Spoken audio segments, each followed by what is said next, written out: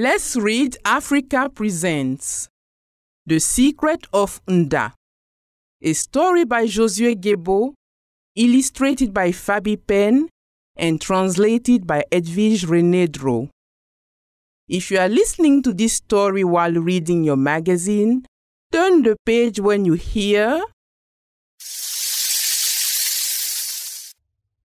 Chapter 1, A Treasure in the Bag. In Nda's country, it is quite common for parents who don't have a lot of money to give up their children for fostering.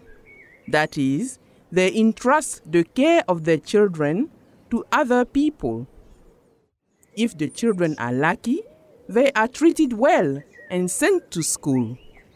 But sometimes they fall into the hands of very mean uncles and aunties. It even happens that they are beaten.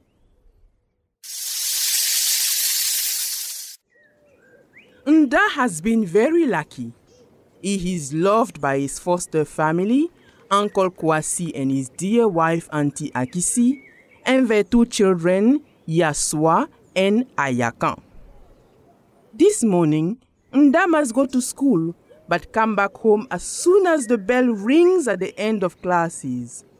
Since today is his birthday, Auntie Akisi has planned a party for him in the afternoon. The little boy is very excited and can't wait. In his room, he can hardly stand still. He takes a package lying on his bed and puts it inside his bag. Last week, Nda made a huge discovery. Since then, every morning, as soon as day breaks, the little boy jumps out of his bed, spends some time thinking about his precious secret before taking his shower. Uncle Kwasi and Auntie Akisi have also noticed that he seems jollier. Although Nda is happy, he is also behaving strangely. For a week now, as soon as the bell for recess rings, he grabs a package from his bag, climbs over the wall after he's checked that nobody is watching him. He only returns when recess is over.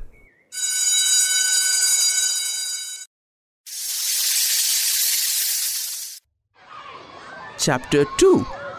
The supervisor who sees almost everything. During recess, when he climbs over the wall, Nda doesn't notice that the supervisor, Sir Kipre, watches him. As a matter of fact, Sir Kipre has been noticing the little boy's escapades for some time now. Today, he has decided to call the boy's guardian to let him know.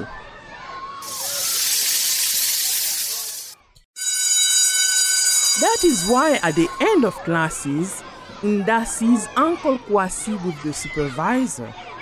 The little boy runs up to them, smiling. "Hello, Uncle. Good morning, sir." "Uncle, let's quickly go home. It's my birthday today." But the supervisor, in his deep voice, stops him. "No, young man. You are coming to the office with us. The three of us must talk." Once in the office, Uncle Kwasi begins. "Nda, Sir Kipre called me up to the school. Unbeknownst to you, he has been watching you, and he tells me that for a week now, you climb over the school wall during recess and only return when recess is over. Yet you know very well that you can't leave school premises before the end of classes." Embarrassed, Nda looks down. But Sir Kipre doesn't let up. He asks, "Why do you do that? And where do you go every time you disappear?" Faced with Nda's silence, Uncle Kwasi tries to reassure him. "You have nothing to worry about, Nda. Tell me everything." "I'm sorry for disobeying you, Uncle. I can show you where I go if you would like. Then you will know everything about my secret. It's not too far from here. Please, don't be angry." Very well then, the two grown-ups answer. Under the beating sun, Uncle Kwasi and the supervisor follow the little boy who leads them on an unpaved road. Nda continues on that road for some time before coming to a shanty house. Once there, the two grown-ups are very surprised.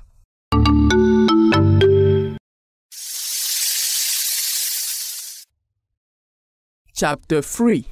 Meeting the Secret. In front of the insalubrious house, a little girl dumps the dishes she had been washing and runs up to the little boy. She looks a lot like Nda. But a man who'd been watching her from the house soon runs after her with a stick in his hand. "Come back here at once, lazy girl. I only brought you here from the village to do chores, not to receive visitors." The girl runs even faster and hides behind a tree to cry. Uncle Kwasi steps in between the girl and the man. He is angry. "No, sir. When you foster a child, you should look after her, treat her well, and send her to school. You don't go around abusing her. The police should come and arrest you." As soon as he hears the word police, the man throws away his stick and returns inside the shanty house. "Nda, you owe us some explanations," Sir Kipre says, turning toward the little boy, who finally spills the beans. "This girl's name is Poyo. She's my twin sister, whom I haven't seen in 5 years. Poyo adds, "Last week, when Nda was going to school, he saw me hawking mangoes on the street and he followed me to see where I was living. Ever since that day, he has been bringing me snacks during recess time. For our birthday today, he brought me his drinking bottle that he wrapped up for me. This is my secret," Nda says. Both Uncle Kwasi and Sir Kipre are moved.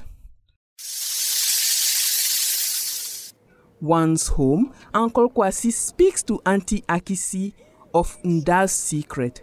That same day, they speak to the twins' parent about fostering Poyo. The two children are reunited and they celebrate their birthday together. The best birthday ever.